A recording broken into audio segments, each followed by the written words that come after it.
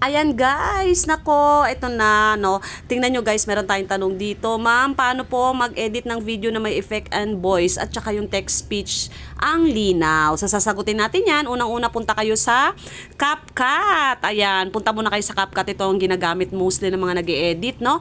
Maganda mag-edit dito. And after nyan, punta ka na sa new project. Yan, i-click mo lang yan. Tapos, mamili ka na ng mga videos na gusto mo. So, it's either na gusto mo ng mahaba or gusto mo na maiksi. It's up to you, no? So, pwede ka sis na mag-click dyan ng isang video na gusto mong i-edit. Okay, yan.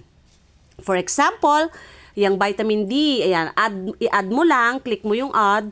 Tapos, dito ka na magvo-voice over. So, i-click mo lang yung mute kasi para hindi marinig yung mga background mo, no? So, yan. Punta ka sa audio, click mo yung record. So, pag-click mo ng record, makikita mo na dyan yan.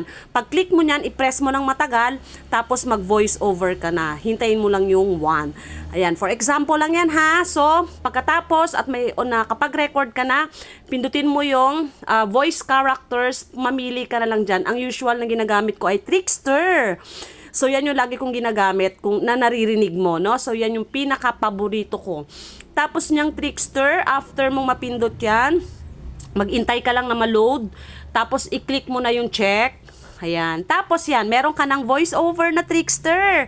After nyan, punta ka na sa, tawag dito, text speech ka na, no? Magti-text speech ka na. So, pupunta ka na mismo. Pagka na-upload mo na siya sa TikTok mismo, ayan, save and share mo na. Tapos, ayan, nag-export na siya. Pagkatapos nyan, doon ka na maglalagay ng text to speech. Ayan, yan yung tinatanong mo, yung malinaw na text to speech. Okay, dyan. After nyan, kapag gusto mong mag-text to speech, mag-upload ka lang ng video, or kahit na anong video, mag-upload ka. Pagkatapos, i-click mo lang dito yung, ayan, yung may text. Ayan. Pagka-click mo ng may text, ayan, maglalagay ka na dyan kung ano yung gusto mong sabihin, no? Para magkaroon ka ng text to speech. Ayan, halimbawa, Puritans, Pride, vitamin D3, ayan, with calcium. Ayan, yan yung ating gagamitin, okay?